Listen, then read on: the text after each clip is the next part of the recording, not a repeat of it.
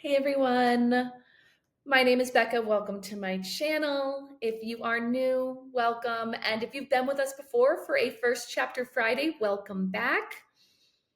We are going to be reading the first chapter of The Fort today by Gordon Korman. I love Gordon Korman novels. I think they are all fantastic. He has written so many great engaging novels for middle grade students. You may be familiar with the book Restart, Slacker, The Unteachables. The list goes on and on. I can't name them all. There are a ton and they are all phenomenal. So I am super excited to read to you all today the first chapter of The Fort. We will start by reading the inside cover, which gives us a brief synopsis of what this book will be about. What if you found a place that nobody else knew about? The morning after Hurricane Leo rips through their town, Evan, Jason, Mitchell, and CJ find a total mess outside, with downed branches and uprooted trees everywhere. They know they should stay indoors, but they want to go exploring, even if it means having the new kid Ricky tag along. Ricky's the first one to discover a strange trap door in the middle of the woods. The door to an old bomb shelter, unearthed by the hurricane. Inside, the boys find a completely intact underground lair with electricity, food, and even a TV. The boys vow to keep the place a secret. It's theirs now. But some secrets are hard to keep, especially when adults and older kids are closing in. And what started out as a fun place to escape soon becomes a serious refuge for one of the boys who is trying to avoid his abusive stepfather. The fort has become the safest place they have. Will they be able to protect it? All right. And that being said, let's just dive right on into that first chapter. And I should mention, teachers, if you're reading this with your class, there is a link in the description to a free handout so that they can follow along, answer some questions, things like that. All right, so as you may or may not know, Gordon Korman's books, usually each of the chapters, they alternate from different characters' perspectives. So we are going to be reading from Evan Donnelly's perspective in the first chapter. I get stuck with Ricky the morning after the big storm. A tree branch the size of the Loch Ness Monster blew in through his bedroom window, so his parents need him out of the way while they get everything fixed up. By the time I haul myself out of bed and struggle into shorts and a t-shirt, Grandma's already feeding him breakfast downstairs in the kitchen. I take a seat on the opposite side of the round table, and she pops a plate in front of me, 2 pieces of white bread with a little bit of butter. Raw toast? I complain. The electricity's out, Grandpa supplies with a swig of orange juice. I catch the bitterness in his tone. No power equals no coffee. You should see the town. Branches in the streets, mangled lawn furniture all over the place. The one in my bedroom took out the whole window frame, Ricky comments. He's short and slight, with huge eyes that always make him seem super serious, whether he is or not. The carpet's soaked and there's glass everywhere. I turn to Grandma. When can he go home? She shoots me a stink eye, a look she normally reserves for my older brother Luke. Mrs. Molina asked this favor of me. We're glad to have Ricky. Grandma works at the same law firm as Ricky's mom. Grandma as a secretary and Mrs. Molina as a paralegal, whatever that is. The Molinas are new in town, and Grandma is being extra nice to them because she's extra nice to everybody. It's kind of annoying, but I guess I have no right to complain. She took in Luke and me when our parents went into rehab, and kept us when they left it without bothering to come home. That's different, though. We're family. I'll probably be here all day, Ricky advises me. Mom says the glass guys are swamped. Half of Canaan has broken windows. I take a bite of untoasted toast and chew until it's tasteless paste in my mouth. The one good thing about having Hurricane Leo lay waste to your town is getting the day off of school. I polish off my juice and stand up. I'm going to track down the guys. Good idea, Grandma approves. You can take Ricky with you. He probably wants to hang out with his own friends. I don't have any friends, Ricky admits. You mean you don't have any friends yet? I amend. Don't worry, you'll make some. And a day like today is the perfect chance to. I wilt under Grandma's red hot gaze. Fine, tell me what I have to do, and I'll do it. You know what you have to do, she replies, her eyes speaking paragraphs. Grandpa is oozing sympathy in my direction. He can relate. He's been married to Grandma for over 40 years. That's a lot of time to be stationed under the Supreme Commander.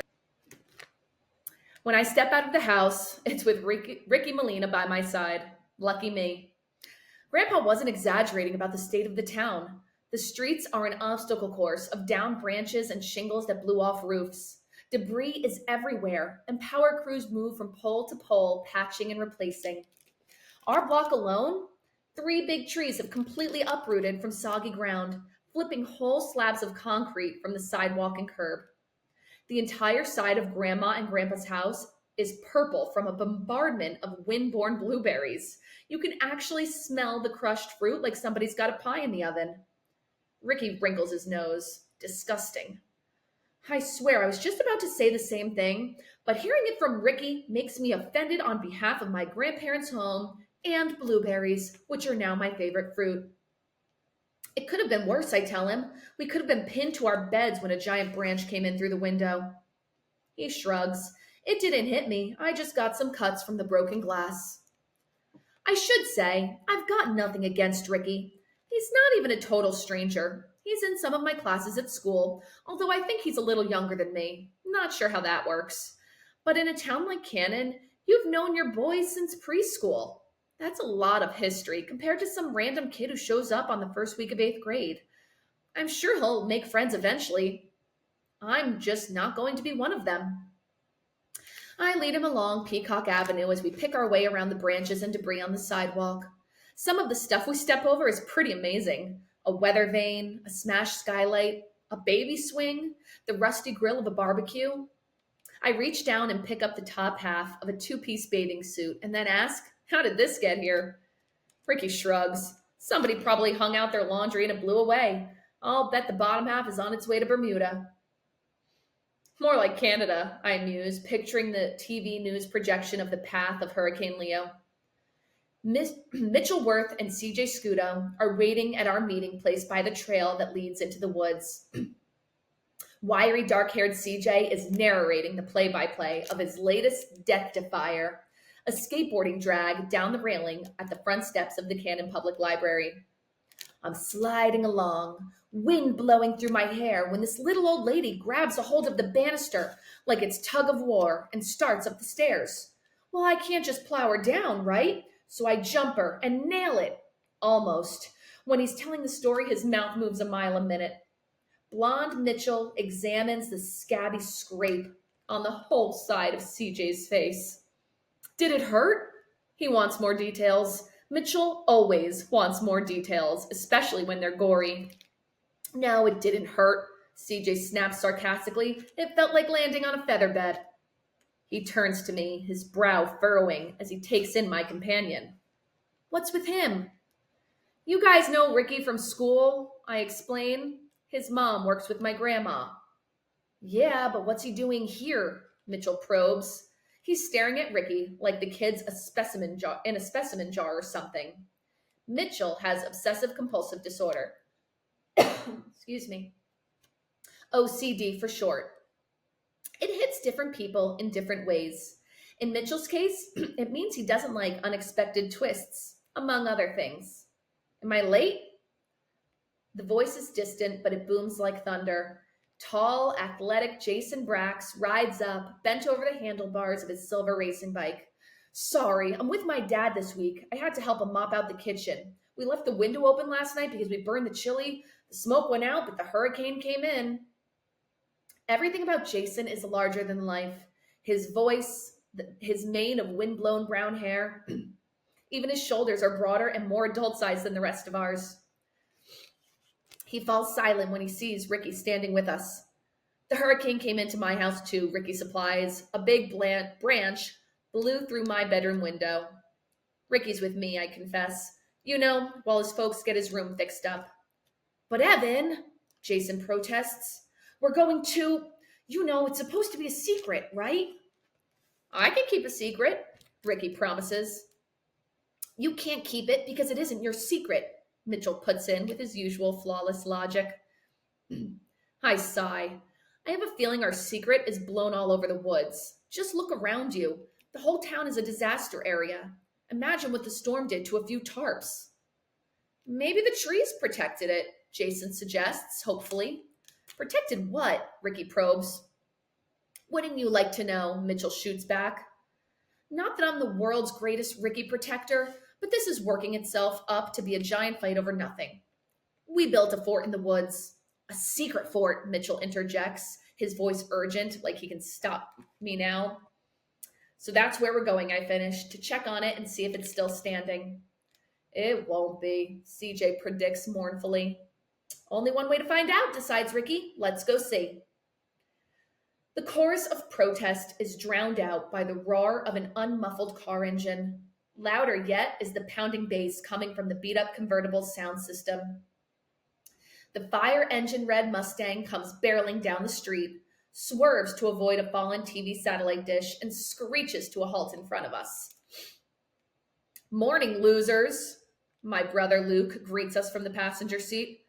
A couple of the guys say hi to Luke, but nobody acknowledges the driver of the car, my brother's new best friend, Jaeger Devlin.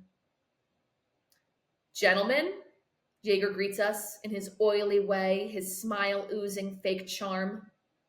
Nobody answers except Ricky, who gives him a shy, hey. Ricky's new in town, so he probably hasn't heard about Jaeger yet. The guy should come with warning labels about how he's hazardous to your health. I wish my brother would stay away from him, but there's no way I could say that to Luke. We used to be close. What choice did we have?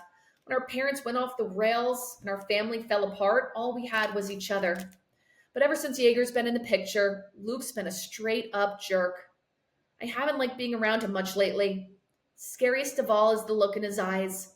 A little bit crazy, a little bit hunted, yet also absent and disconnected. Like nobody's home.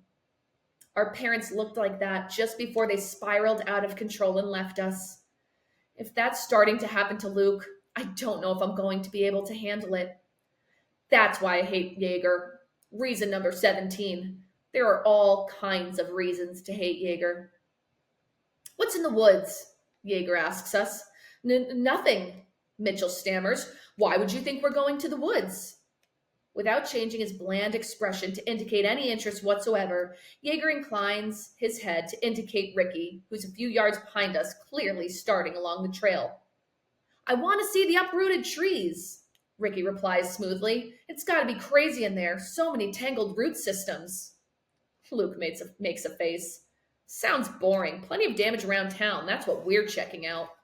Translation, they're poking around blown-in doors, missing windows, and broken locks, looking for things to steal. Jaeger's all about the five-finger discount. And lately, everything Jaeger does is just great with my brother. Later, gentlemen.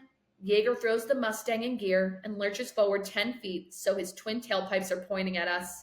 And then he revs the engine, spewing a cloud of thick gray exhaust that leaves us all choking. Finally, they screech off down the road. I get a sympathetic look from the recognizable half of CJ's swollen face. Dude, I know he's your brother, but what a jerk.